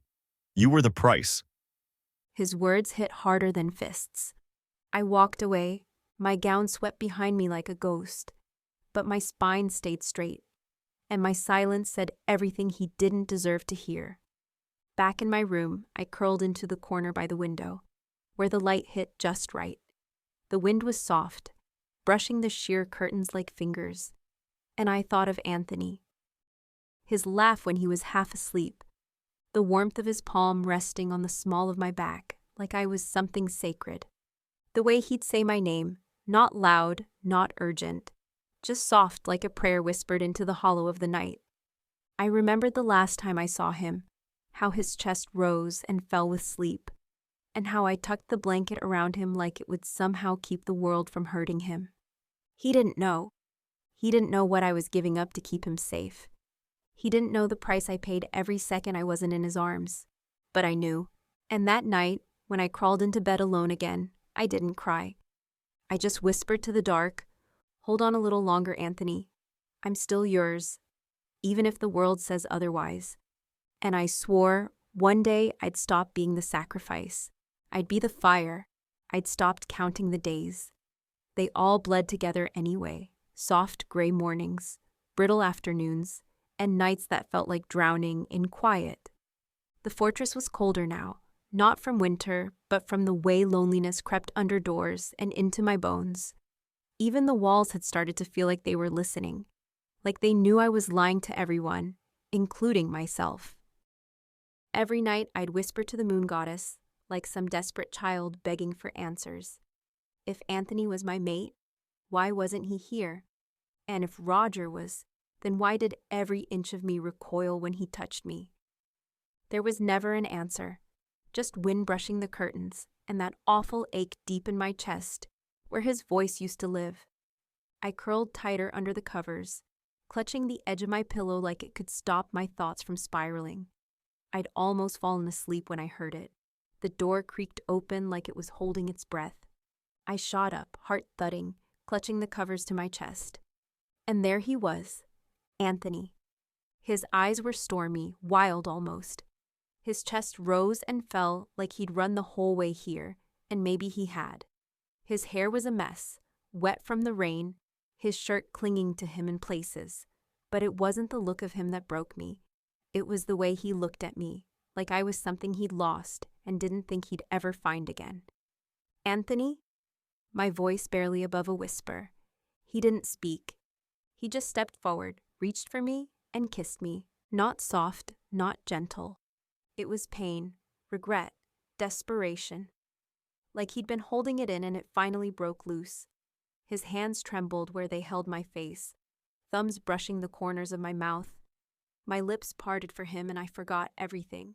Roger, the lies, the wedding band on my finger that felt like a shackle. Then he pulled back, his breath hot against my cheek. You have no idea, He said, voice thick. how much I waited. I waited for you, Clem. I waited and waited at the hospital, thinking any second you'd walk through that door. I opened my mouth, but nothing came out. I ran. He said, like the words were a confession. I ran from the hospital the second I could stand. Went to Ironclaw. Nothing. Just whispers and dust. Then one of your pack members told me you were in Moonvale. He let out a bitter laugh and shook his head. And then I saw the photos. The Luna ceremony. And your smile. He swallowed hard. You didn't love me? He asked. Just like that. No build-up, no warning. No, my voice barely cracked. You're lying. I'm not. Clementine. It meant nothing. I blinked hard. Everything between us. It was a mistake. Anthony stepped back like I'd slapped him. His eyes flared, mouth opening, then closing again. He didn't believe me. Those nights, that kiss in the cabin, me holding your bloodied hands while you whispered, "Don't leave me," that meant nothing to you? I couldn't look at him. It was nothing. Please leave. He didn't move. How can you forget everything in 2 days? His voice was hoarse, like every word was scraping its way out. I still said nothing. He grabbed my waist, gently but with that barely contained storm in his fingers, and pushed me back onto the bed. My breath caught. His body hovered over mine, his hands pinning my arms gently beside my head, caging me in like he needed to block out the world just to reach me again. His eyes searched mine, furious and pleading and full of grief. Tell me this means nothing. He said, voice rough. Tell me this doesn't feel like home. And then his lips crashed into mine again, hard, angry, desperate. And gods, I gave in.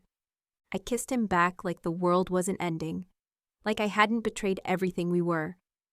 I let the truth live in that kiss, the ache, the pull, the madness of being so in love it hurt. My fingers found the hem of his shirt. His mouth moved to my jaw, then down to my collarbone, where he kissed me like he was memorizing every inch before losing it forever. You know I can't live without you. He whispered, voice breaking as his hand slid along the fabric of my gown. That's when reality came back like a slap. No, I said, pushing him back. Anthony, stop. He froze, his eyes widened, red-rimmed and wet. Lips parted like he was still halfway in the dream of us, hurt spreading across his face like a bruise. Then he stood, slowly, like every bone in his body was breaking one by one. The silence was so thick it hurt. Roger's voice, sharp, cold, cutting through the room like a knife. What's going on in here? I scrambled off the bed, straightening my gown with trembling hands. Anthony didn't flinch. He turned slowly, jaw clenched. Roger leaned against the door frame, arms crossed, eyes gleaming. You know, you can be executed for laying hands on a Luna. Anthony didn't even blink. And you can rot for taking away my mate. His voice was low, steady, but the air thickened with rage. Their wolves were close, too close. I felt it rising off them like heat from the earth before a storm. Anthony's shoulders tightened. Roger's fingers twitched at his sides. Tell me, Clementine. Roger said, smirking. Which of us do you belong to? My mouth opened, but nothing came out. That's when Simon stepped in.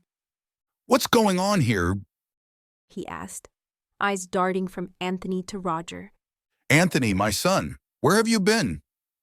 Anthony's jaw tightened. I met with an accident. Why didn't you contact me? Simon stepped forward and pulled him into a hug. I wasn't conscious, Dad. Simon smiled faintly. I'm just glad you're safe. He turned to Roger. Is everything all right here? Roger glanced at me, then back at Anthony. I knew that look, calculating, smug. He was weighing it, debating whether to spill everything and wreck Anthony's standing with Simon in one clean blow. Please don't, I begged silently. To my surprise, Roger just smiled. Everything's fine, Dad. Just a misunderstanding. Simon nodded, his tone firm but fatherly. Good. Anthony, your duties resume tomorrow, and I want you at the fortress more often. We need your presence. Anthony just nodded once, jaw tight. Understood, Dad. But he didn't look at Simon. He was still staring at me. Then he turned and walked out, silent, wounded. I wanted to run after him. I wanted to scream that I loved him. But I didn't, because I'd already burned that bridge with my own damn hands. Roger had barely come home in a week, unless you count stumbling in after midnight, reeking of whiskey and expensive perfume that wasn't mine. I stopped flinching when he kissed my cheek at public dinners. I stopped asking where he was going. We were just wearing each other like costumes now, Alpha and Luna, a show for the world. The stone walls of the Moonvale Fortress had become a familiar kind of prison for me. Funny, ain't it? Being Luna, you'd think I'd be queen of the damn castle. But lately, every echoing corridor felt like another step away from the man who'd carved himself into my soul. Anthony. He was around more, just like Simon, our ex-Alpha, had said. Pack business. Now he walked these halls like a ghost in uniform, stoic, polite, and maddeningly distant. He never said a word, never once asked if I was okay. I hated how clean Anthony looked now. Neat beard trimmed, black shirt pressed, and boots polished like he was trying to become untouchable. Not because he wanted to be, but because I'd pushed him there. Anthony played the part to a T. All respectful nods, and Luna this and Luna that. It was like a damn dagger twisting slow. But a beta wolf can't hide everything, not from me. I saw it, in the way his eyes lingered just a second too long, like he couldn't help it. The way his shoulders would tense up every time Roger brushed past me, like he was holding back a growl. I caught the flicker of worry in Anthony's eyes whenever I stood up from the Alpha's table, trying to hold that fake smile in place, even though it cracked at the edges. And when Roger kissed me in front of everyone, I stopped flinching. There wasn't any point anymore, but Anthony's jaw would clench like he was biting down on something sharp, something he couldn't say. And he knew I slept alone in my chambers. The silence in that vast room was a heavy blanket, suffocating me with the absence of his warmth. Then came the anniversary. Simon and Lady Eleanor's silver jubilee, a grand affair, the kind where you had to plaster on a smile that didn't reach your eyes and pretend everything was peaches and cream. Anthony had been helping Simon with the guest list these past few days. I was rushing, the silk of my gown still pooling around my waist, the clasp refusing to cooperate, when the door creaked open. I thought you were dressed. I'm sorry, Luna. Anthony, his voice low and rough, sent a shiver down my spine that had nothing to do with the cool air. He'd turned away instantly, his back to me, a rigid line of respect. But I'd caught a glimpse. The bare expanse of my shoulder, the way his breath hitched almost imperceptibly, it was a damn echo. A few months back, when Roger had first slithered his way into our pack, all charm and false promises, I'd been caught like this, half-dressed, vulnerable. Anthony had been there. He stood frozen in the doorway. His eyes met mine for a second before flicking away. His jaw tightened, as if seeing me was some kind of crime. Something I hadn't understood then, something that burned a whole lot clearer now. The memory hit me like a rogue wave. The air in the room suddenly felt thick, the music from the great hall a distant, distorted hum. My head swam, the ornate tapestry on the wall blurring. "Anthony," I whispered, catching myself.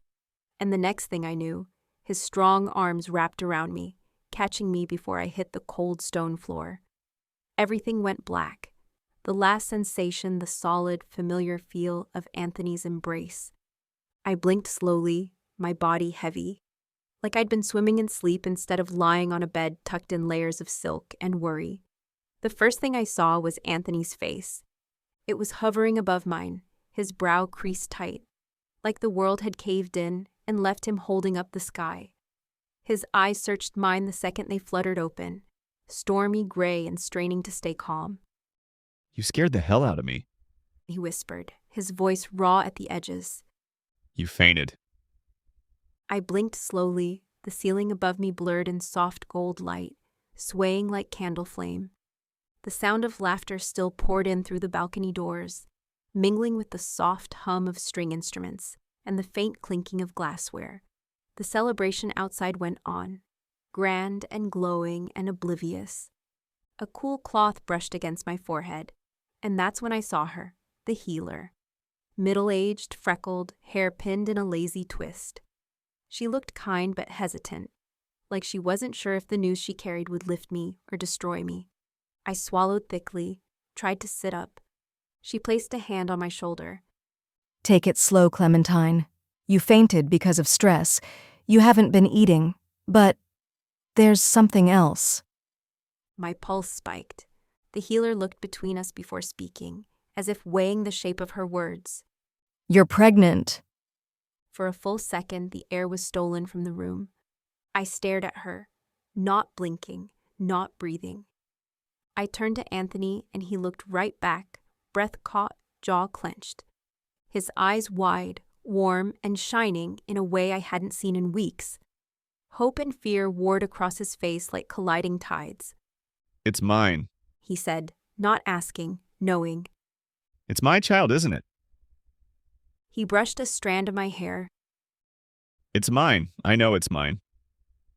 I didn't speak. I just nodded. And in the next heartbeat, I was in his arms. He wrapped around me so carefully, so fiercely, like I was made of glass and wildfire all at once.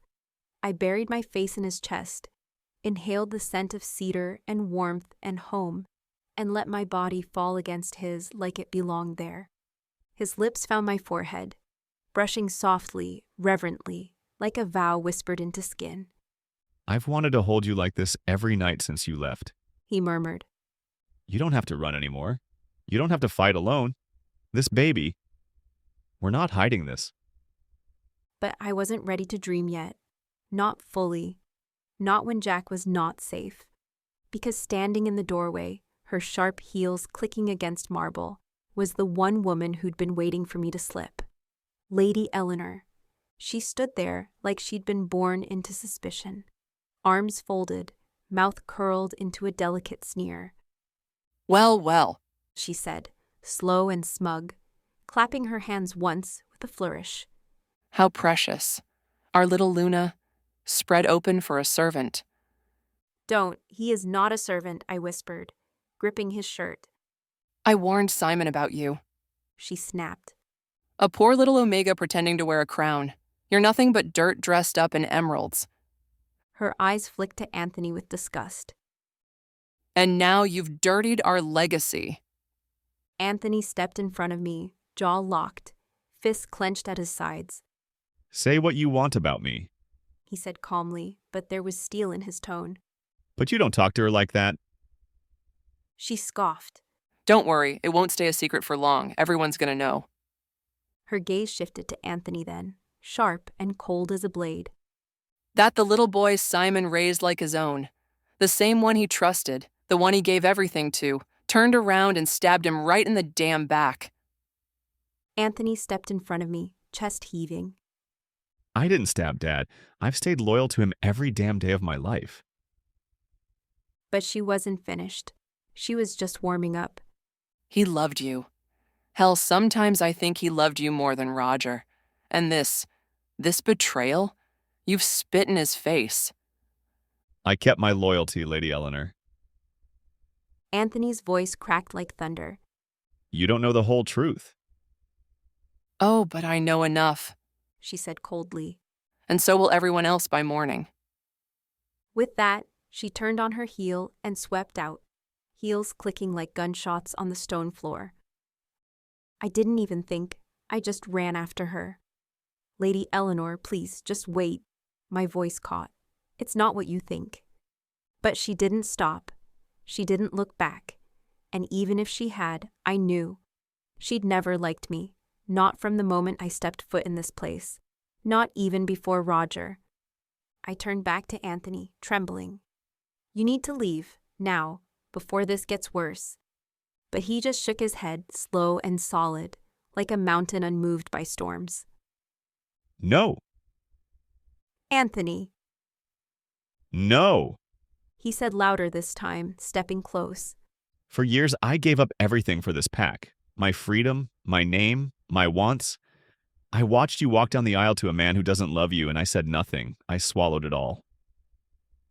His hand found mine, fingers curling over mine. You can throw 100 walls between us, Clementine, but I'm not walking away this time. Not from you, not from our kid. He touched my stomach gently, reverently. No one's taking them. No one's hurting their mother. Not while I'm breathing. Tears slid down my cheeks. You don't know, I whispered. His brows drew together, his lips parted. What don't I know, Clem? What the hell have you been hiding from me? His voice was rough, strained, desperate. His hands shot out, gripping my arms tight.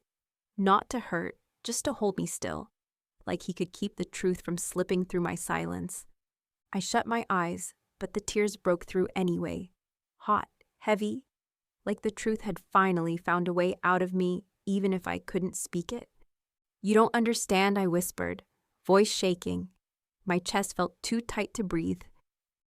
Then he shook me, just enough to jolt me, to snap me out of whatever wall I was hiding behind. Don't give me that. He snapped, eyes blazing. Try me. What don't I understand? That you ran back to him? That you left me with nothing? Not even a goodbye? His voice cracked near the end, and it shattered something inside me. Tell me, Clementine. He said, softer now, more broken than angry. Tell me why you keep choosing him when your heart's still with me. If I don't obey Roger, my voice cracked. He said he'll take Jack, my brother, Anthony. He'll use him as leverage. That's why I had to marry him. That's why I've been pretending. Anthony's hands trembled as he cupped my face.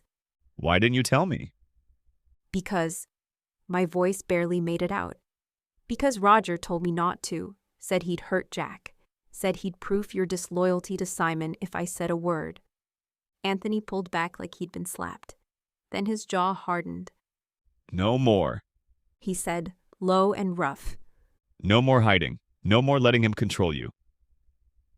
He grabbed my wrist, not rough but firm. You're coming with me.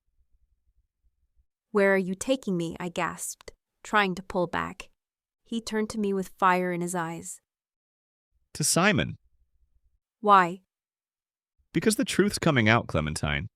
I don't care who hears it. I don't care what it costs me.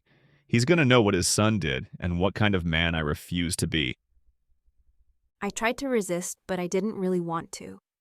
Because deep down, I was tired too. Tired of pretending. Tired of living like my love was a sin. So I let him lead me through the fortress. My heart beat louder than the music downstairs, louder than the pounding of my feet. The hallway lights flickered against stone walls. Somewhere below, laughter echoed. Glass clinked. A celebration still roared while the world I knew tilted on its axis.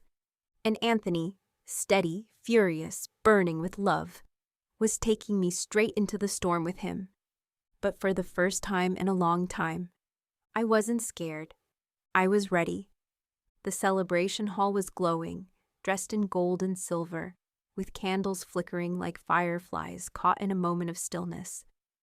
There were murmurs of music, the low hum of conversation, but all of it felt muffled to me as if the air itself had thinned. My fingers were tangled with Anthony's, our hands clasped tight like we were each other's only anchor in the storm. I felt it before I saw it. The shift in the room, the sharp inhale from Lady Eleanor's lips as she leaned into Simon's ear. Her expression unreadable, yet sharp as a blade. And Simon, his back straightened like someone had struck a nerve. His eyes locked on me, then dropped. Straight to my belly, my pulse hiccuped. I held tighter to Anthony, then he moved. Long strides, his boots hitting the floor like war drums. I swear the chatter stopped before he even reached us. The entire room fell into a still silence, breath held hostage. And then, crack. The sound of Simon's hand slapping Anthony across the face cut through the air like thunder. Anthony's head snapped to the side, the imprint of Simon's hand already reddening across his cheek. My breath caught in my throat. The crowd gasped. Chairs scraped. Goblets rattled. You! Simon's voice shook with betrayal. I never thought you'd betray me. Anthony didn't speak. He turned his face slowly, the red mark already blooming across his cheek. His jaw was tight, that familiar defiant tilt to his chin I'd always known would someday save me. I loved you, raised you like my own, gave you everything. he shouted, chest heaving. And this Simon's hand trembled as he pointed at me. is how you repay me? I stepped forward, my voice ready, but Anthony raised his hand gently, silencing me with just a touch. I didn't betray you, Dad. He said quietly, then louder. Don't you dare call me that. Simon cut in, his voice shaking. You're no son of mine. You've embarrassed this entire bloodline. Get out, now! Anthony's jaw clenched, and for a second, I could feel the heat roll off him. But he didn't back down. His voice was even, low, but each word felt like it was carved from stone. I'll leave. I said. I'll do what you want. But before I go, you need to hear the truth. All of it. The stuff no one told you. The things I've been carrying for years. The fire in Simon's eyes flickered, dimmed just enough. Talk. Say what you have to say and be gone. I could feel Anthony's heartbeat, wild and uneven, as he took a step forward. He looked like a man preparing for battle, not against his father, but against the weight of his own guilt. Roger's always been like this. You knew it. We both knew it deep down. The drinking, the women. But you believed if he married Clementine, it might ground him. I thought so too. Simon looked away, jaw tight. I pushed her toward him. Anthony said, voice heavy. Because I trusted you. Because you believed it'd help. But it didn't. You wanted her in the family, so I stepped back, even when I saw how unhappy she was. Even when I saw how he treated her. I stayed loyal. I could see it, his pain, the guilt, the self-loathing. It was stitched into every breath he took, every crease on his forehead. Simon's brow furrowed, his fists trembled. He looked at me and then back to Anthony. That night, He said, when Roger danced with his ex while Clementine stood alone, drunk and humiliated, I knew she didn't feel safe. I watched her fade bit by bit, and I stayed quiet because I didn't want to break your trust. He looked at me then. And God. The ache in his eyes made my chest pull tight. I loved her quietly, from afar. Never confessed it, never crossed that line. Not then. I kept my distance, because I didn't want to betray you. I didn't want to hurt you. His voice cracked. Just a little, barely there, but I heard it. But everything changed, He whispered. that night when Roger dragged her into that room. A hush fell over the room again. Simon's lips parted, but no words came. She said no. Anthony said. And he didn't listen. Tried to force himself upon her. She slapped him. He insulted her bloodline. Called her names no man should ever use. And when she slapped him and ran, he sent wolves after her, dead or alive, for his pride. I felt my breath catch. My hand moved on instinct to my stomach. My child, our child. Simon staggered like the words punched him in the gut. I got to her just in time. Anthony said, his voice nearly a growl. I protected her. I took her to my house. I didn't tell you because she was scared, because she knew what would happen. And then Roger sent his men again. We barely escaped. He paused, and I saw the tremor in his fingers. So I built a hut, far from the pack, in the woods of Appalachian Mountains where no one would find her. I kept her safe. And in those quiet nights when she couldn't sleep, when she cried without sound, I stayed beside her. His eyes locked with mine. I swear my heart cracked clean in two.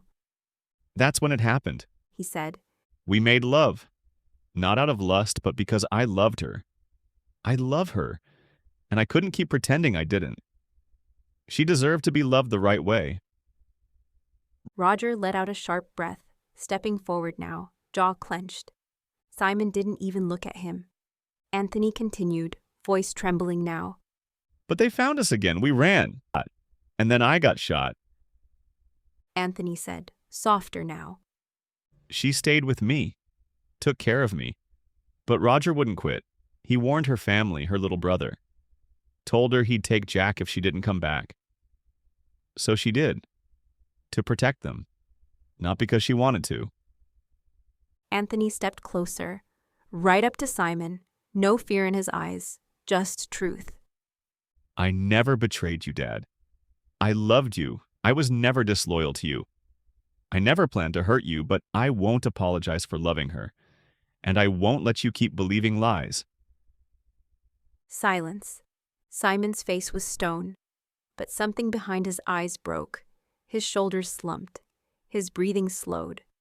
I felt hot tears sting my eyes, but I didn't look away. And then Simon turned to Roger. Roger was breathing hard. His fists clenched. His eyes darted between us, trapped. Is it true? Simon asked, voice eerily calm. What he said, is it true? Roger didn't speak. Simon took a step toward him. Answer me. Roger's lip curled. She's an Omega. He spat. She should have been honored, I even. Smack. The sound of Simon's hand against Roger's cheek cracked louder than the last. You're no son of mine, He said. You're filth. Roger's smug grin fell away like ash on the wind. Simon's voice rose.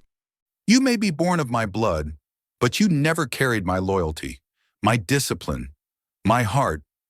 You were handed everything and still became poison. And Anthony... He turned to Anthony slowly, measured, like a man about to give away a secret he's held too long.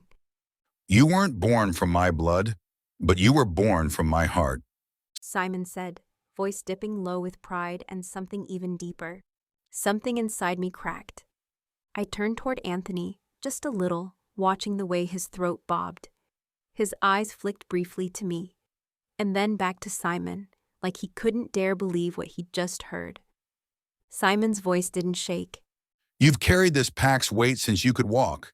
You've bled for it, protected it, loved it better than my own damn flesh ever could. That makes you my son. That makes you Alpha. And just like that, the room shattered. Eleanor stepped forward, dress flowing like blood down the marble steps. Her heels clacked in sharp defiance, the sound too loud in a room on the edge of breaking. Simon, stop. She hissed. You're being emotional. Don't! He snapped, turning to her with fire in his eyes. Don't you dare! Her lips parted like she was about to scream, but Simon cut her off with nothing but a look. His wolf was close to the surface. I could feel it radiating off him in waves, prickling against my skin like static before a storm. And then he turned to me. I always wanted Clementine to be my daughter-in-law, He said, softer now, like it cost him something to admit it out loud. Didn't matter if she married him or you, Anthony. That girl's got a spine of steel and a heart like wildfire.